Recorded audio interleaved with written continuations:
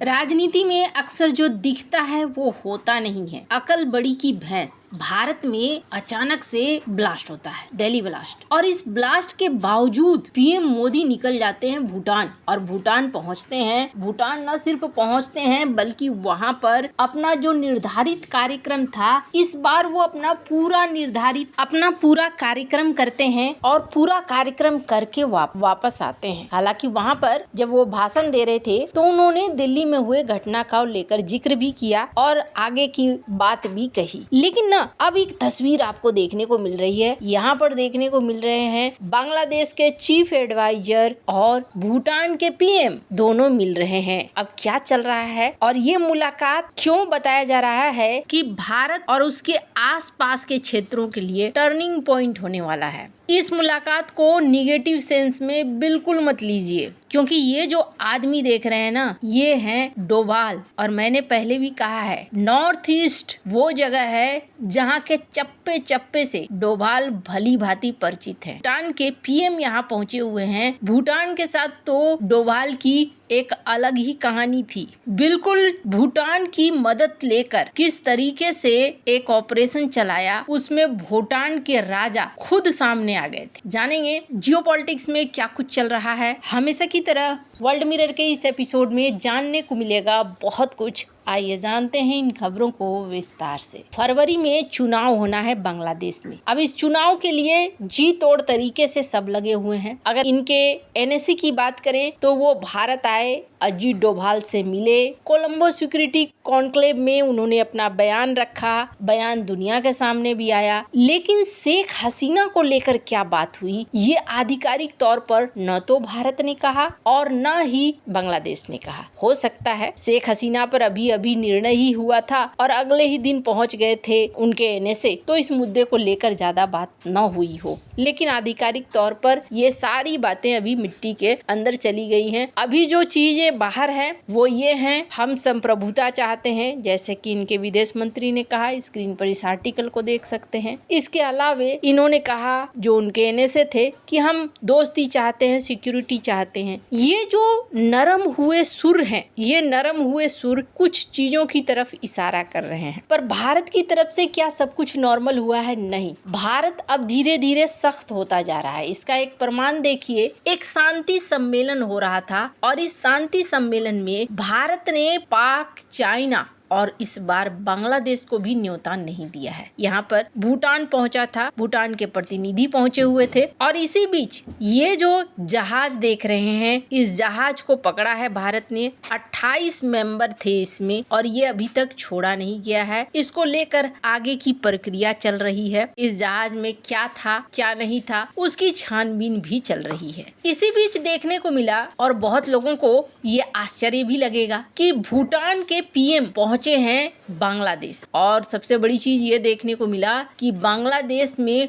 उनका स्वागत भी बहुत अच्छे तरीके से किया गया है। खुद चीफ एडवाइजर यहाँ पहुँच गए एयरपोर्ट पर और उन्होंने रिसीव किया है इन्हें। और इसके बाद यहाँ मुलाकातें चल रही है। ये जो तस्वीरें देख रहे हैं, यहाँ पर मुलाकातें चल रही है। कहा जा रहा है कि एमओयू साइन हो सकते हैं और इस एमओयू में एनर्जी के लिए, व्यापार के लिए रिश्ते बढ़ाए जा सकते हैं। व्यापार, निवेश, कनेक्टिविटी, सहयोग, ये है जिसकी वजह से भूटान के पीएम यहाँ पहुँचे हैं। अब बहुत सारे लोग सोचेंगे, लगता है यूनुस कामयाब हो गए। 3 बजे शाम से यूनुस के साथ इनकी प्राइवेट मीटिंग होगी। इसके पहले इन्होंने इंटरनेशनल एयरपोर्ट में स्वागत लिया, 19 गन का सैल्यूट लिया, गार्ड ऑफ ऑनर लिया। अब ये जो प्राइवेट मीटिंग है दोनों के बीच की, ये बहुत खास है। यूनुस इनके सम्मान में शाम को ऑफिशियल डिनर देंगे। अब बहुत सारे लोग हैं जो बांग्लादेश में, कुछ ऐसे भी लोग हैं जो खुश हैं कि चलो, आपने कहा था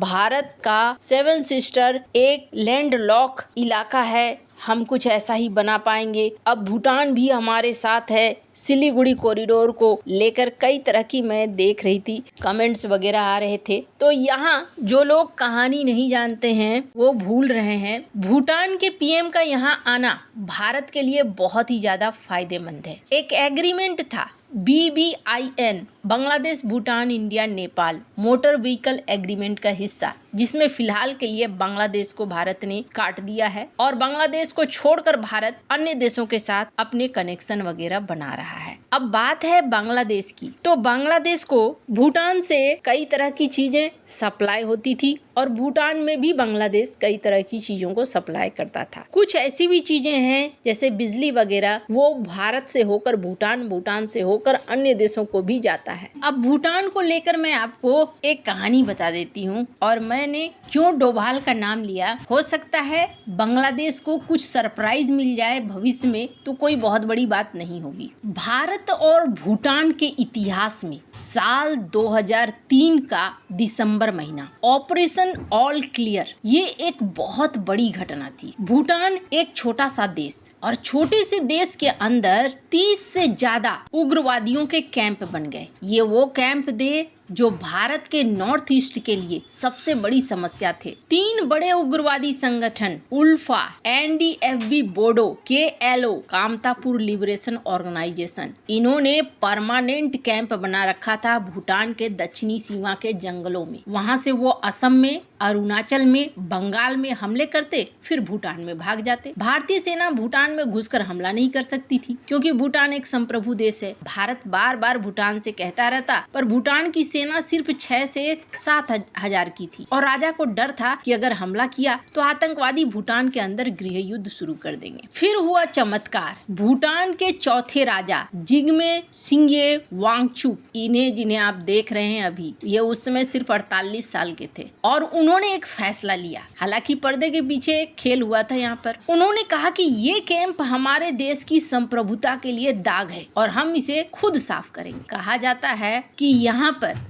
अजीत डोभाल, जो उस समय IB के डायरेक्टर थे, उन्होंने एक अच्छा खासा रोल निभाया। भूटान के राजा को समझाया और भूटान के राजा को ये भी समझाया कि हम बैकअप के लिए आपके पीछे खड़े हैं, इसलिए आप टेंशन मत लो। 14 दिसंबर 2003 सुबह के 4 बजे भूटान की पूरी royal Bhutan army, royal bodyguard, हजारों स्वयंसेवी नागरिक, इन्होंने एक साथ 30 कैंपों पर हमला बोल दिया। राजा खुद फ्रंट लाइन पर गए थे और हेलमेट राइफल लेकर, उनकी तस्वीरें आज भी मौजूद है। 72 घंटे का युद्ध हुआ, 11 उग्रवादी मारे गए, 500 से ज्यादा आतंकवादी भागकर भारत घुसे और भारत ने पटापट गिरफ्तार किया। 30 कैंप जलाकर राख कर दिए गए। उल्फा का टॉप लीडर समेत कई पकड़े गए। ये दक्षिण एशिया में पहला मौका था जब किसी देश ने अपने क्षेत्र से दूसरे देश के आतंकवादियों को पूरी तरीके से खदेड़ दिया बिना विदेशी सेना की मदद से। नॉर्थ ईस्ट में हिंसा 70 से 80% कम हो गई। आज तक भूटान में एक भी आतंकी कैंप नहीं है और भारत ने इसे ऑपरेशन ऑल क्लियर नाम दिया। भूटान ने इसे ऑपरेशन फ्लश आउट कहा। राजा ने एक ऐतिहासिक बयान दिया था, हम छोटा देश हैं